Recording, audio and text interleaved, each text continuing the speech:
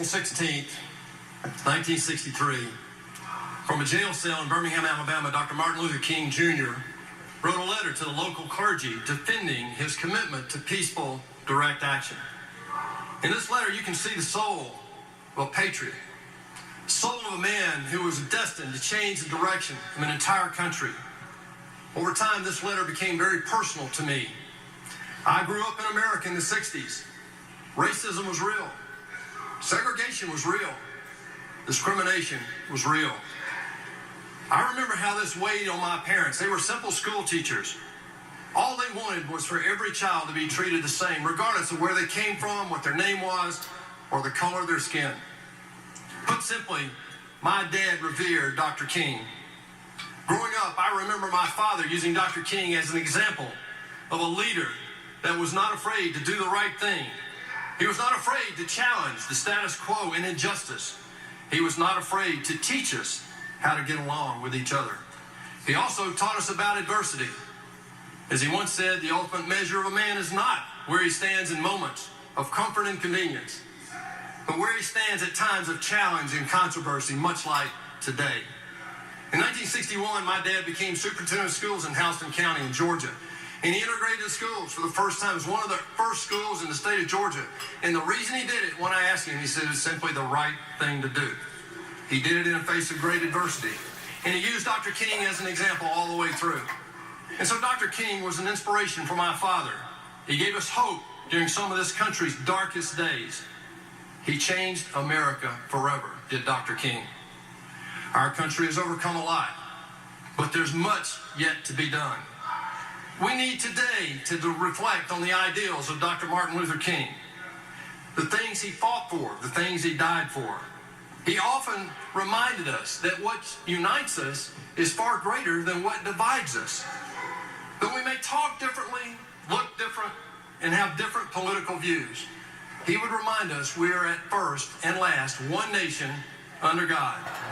The closing sentence of the Declaration of Independence, and for the support of this declaration, with a firm reliance on the providence of God, we mutually pledge to each other our lives, our futures, our sacred honor.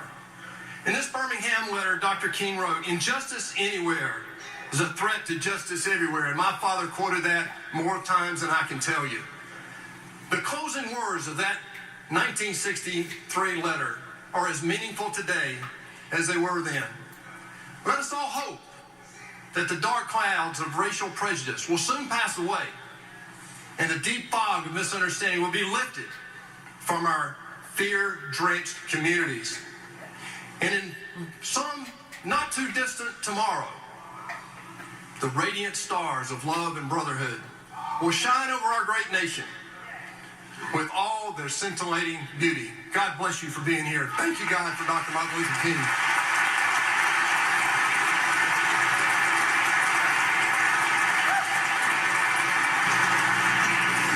Good morning. I bring you greetings and love. I am so honored to be a participant in the 51st Martin Luther King Annual Commemorative Service, and I'd like to thank Dr. Bernice King and the King family and friends for continuing this tradition as you so graciously carry the mantle for civil and human rights for all. The late Barbara Jordan once said, "A nation is formed by the willingness of each of us to share in the responsibility of upholding the common good." Each of us would not be present today without the courage and sacrifice of Dr. Martin Luther King Jr. and the King family's continued commitment to upholding the common good for all. And yet, I am reminded that each and every day, I rise to represent Georgia's 6th Congressional District, and that I could not have done so without the bold vision that Dr. King had, in which each and every man, woman, and child would walk in freedom and purpose to achieve all that they dared to believe that they could be. As we gather here today, I pray that each and every one of us is mindful of our rich heritage and all that we must do to preserve the future for our children and our communities. Our nation is at a crossroads, and we are charged to navigate through its troubled waters with the hope of a better day. Nonetheless, our hope will always remain in the powerful legacy of the King family as we hold dear the dream and walk forward in love, acceptance, and ultimately forgiveness. Thank you.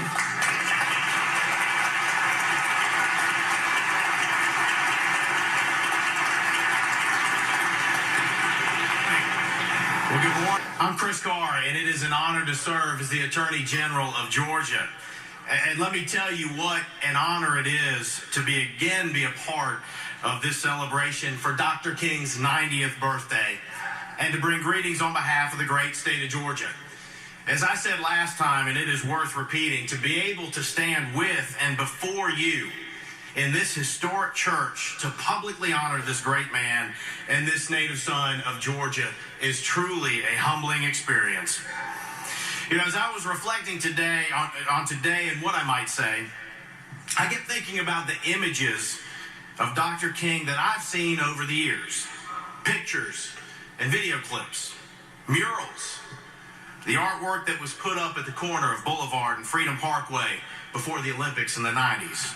The statue that was commemorated at the Capitol in 2017.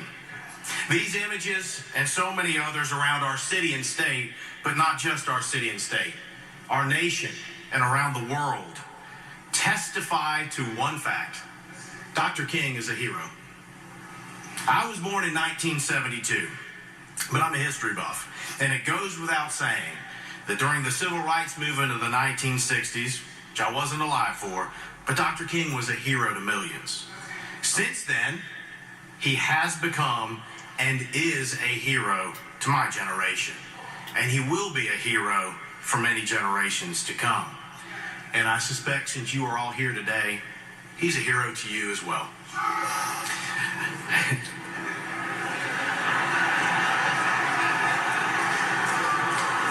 The world needs heroes. The world needs people like Dr. King. But what does that mean? What is a hero, and why was Dr. King one? Now, I'm not just a history buff, I'm also a movie buff. And I've read a comic book or two in my day. And I'm well aware that there are plenty of superheroes out there. We all know them. And because we're fortunate enough to live in Atlanta, Georgia, and we are now at the center of the movie universe, we're also at the center of the superhero universe. So thanks to that industry, just so you know, most of the Marvel characters are now Georgia residents. Black Panther, Captain America, Spider-Man. But I'm not talking about those kinds of superheroes. Because as much as we enjoy them on the big or the little screen, or in a comic book, they're simply not real. Dr. King was real. He was a real hero. And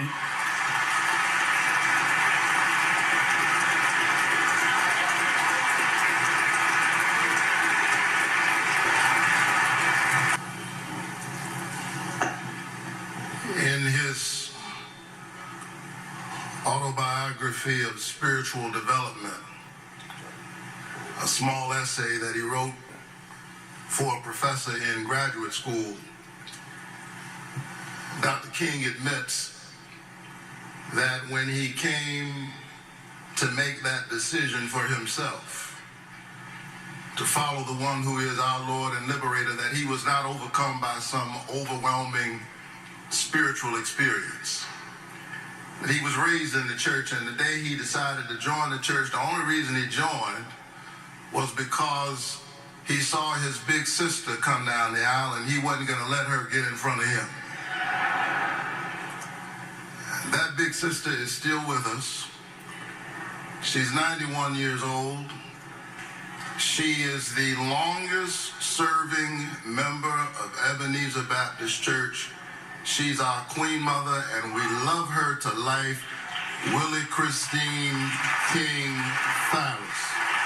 Let's hear it from Mrs. Farris.